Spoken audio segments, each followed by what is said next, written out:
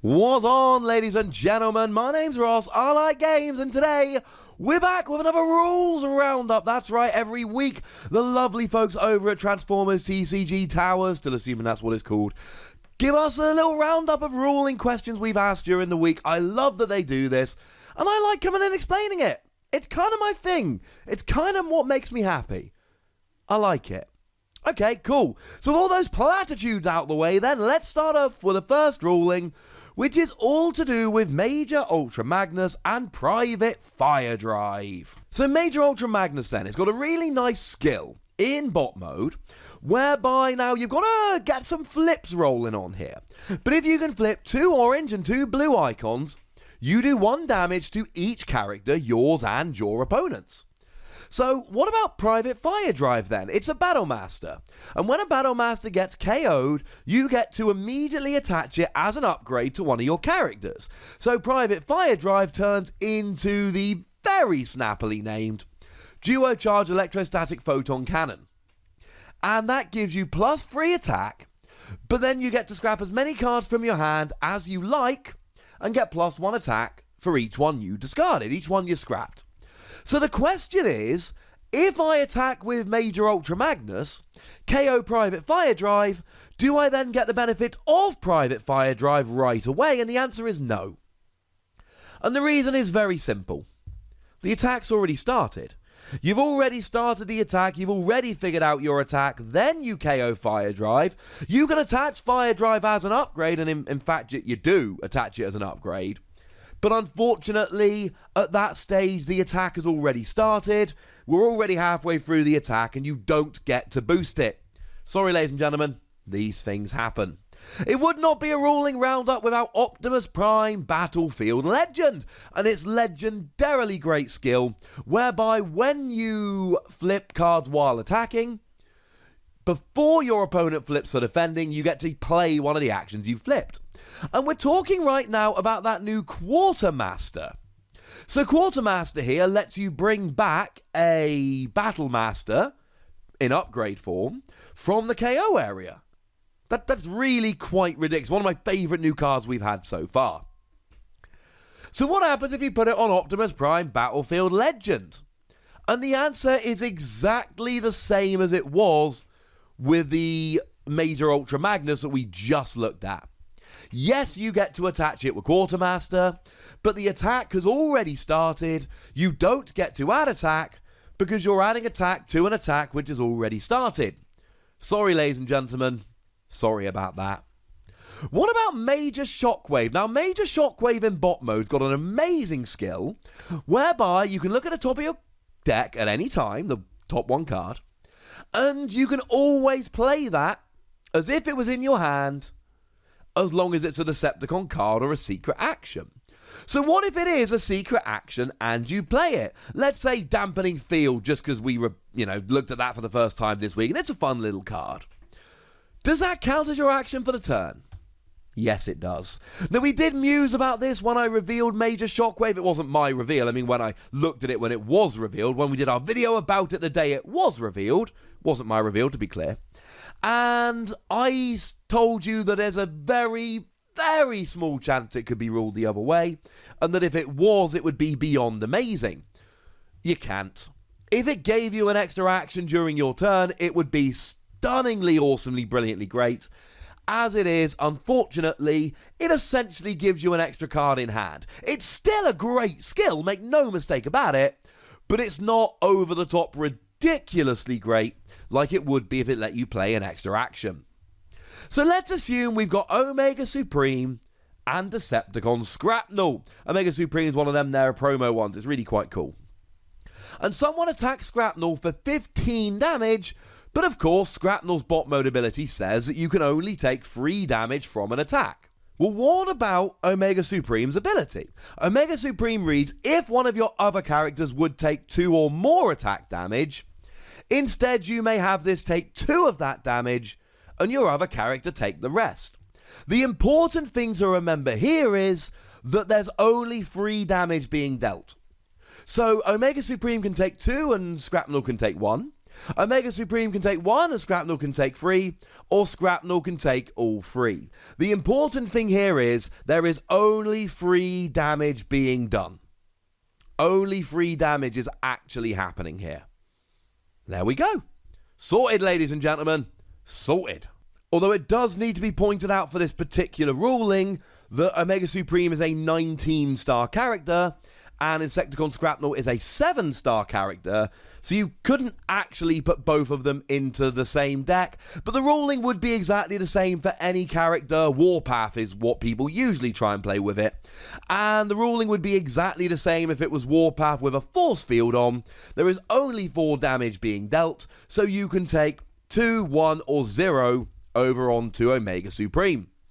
Cool. What if you've got Captain Ironhide in alt mode? And that is one of the ones that I revealed.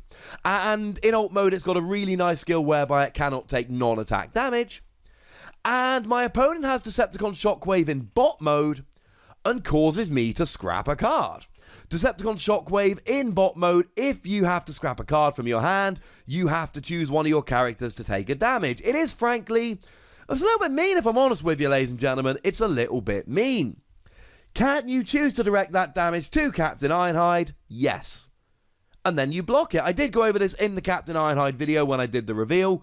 Anytime you get to choose where the damage is going, you can choose to put it onto Captain Ironhide, same as you could with Motormaster, and then it's stopped. Although, to be clear, Motormaster stops to your other characters, so you would have to direct it to any character that wasn't Motormaster. Directing it to Motormaster would be silly. And please do remember that when we talk about cards for Captain Ironhide, we are referring to character cards and their skills like Decepticon Shockwave, but we're also talking about battle cards like Heavy Landing. They are all stopped here. So, Major Ultra Magnus. Let's go back to him. Let's say we've got Major Ultra Magnus with 16 damage on, bearing in mind it's got 17 health. And my opponent has Nemesis Prime with 15 damage on, bearing in mind that Nemesis Prime has 16 health. And I attack Optimus Prime Battlefield Legend, causing my bot mode skill to trigger. What happens? Do I get to attack Optimus Prime? And the answer is no. The skill triggers, Ultra Magnus gets KO'd, Nemesis Prime gets KO'd. Optimus Prime is fine because the non-attack damage always kicks in before the attack. Now, somebody called me on calling it KO before the attack.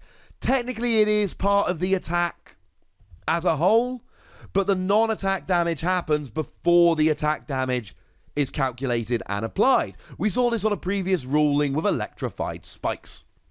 So how about this new Captain Elita card? Captain Elita in bot mode has got a wonderful skill whereby when you are KO'd, you scrap the top card of your deck, but you can play it if you want, and then you scrap the second card of your deck and you may play it if you want. It is literally Leap of Faith, the star card, as a skill.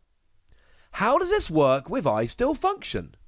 And the answer is brilliantly. Absolutely brilliantly. I Still Function brings one of your KO'd characters with 12 or fewer stars back to the battlefield and lets you repair 1 damage from it, and at the end of the turn you KO it. So you bring back Captain Elita, and at the end of the turn you KO it, and Captain Elita's skill comes in when you KO it, or when it is KO'd. So, not only can you use I Still Function for Captain Elita, but I would suggest maybe you should try and plan to do so. 'Cause it's great. And here's a really fun follow-up question. What happens if you use I Still Function to bring back Captain Elita? Captain Elita gets KO'd at the end of the turn, and then one of the 2 cards you play is I Still Function. The answer is exactly what you would expect. You bring Captain Elita back again, but then it is the end of your turn, so you essentially KO her immediately and play the top 2 cards of your deck. Essentially, if Captain Elita flips an I Still Function, it works in exactly the same way as if you had flipped a Leap of Faith. How cool is that? So Motormaster's ability. And I'm not talking about the alt mode skill we mentioned earlier, I'm talking about the bot mode skill that reads, if this would defend, Instead, you may choose one of your other Stunticons to defend. And the question asked this week is, well, when do you choose who's going to defend? And the answer is, it triggers in response to an attack. So the attacker will resolve all of their triggers, any of the when this attacks. So let's say they're attacking with a Dinobot Sludge from Wave 2, they would draw the cards before you picked your defender. And then you get to pick your defender, and then the defense triggers begin. So before you do anything, you get to pick the defender. So there we go. You don't have to pick a defender until your opponent has resolved all of their when it attacks malarkey. Sergeant Cog's upgrade form. What's the order of operations?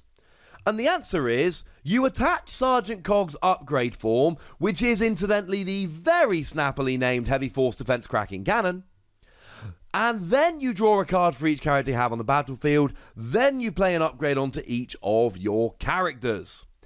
And then you get to resolve all the abilities that trigger from attaching upgrades, and you get to choose the order. So first you draw, then you attach all the upgrades, then you resolve all the abilities that trigger from attaching upgrades.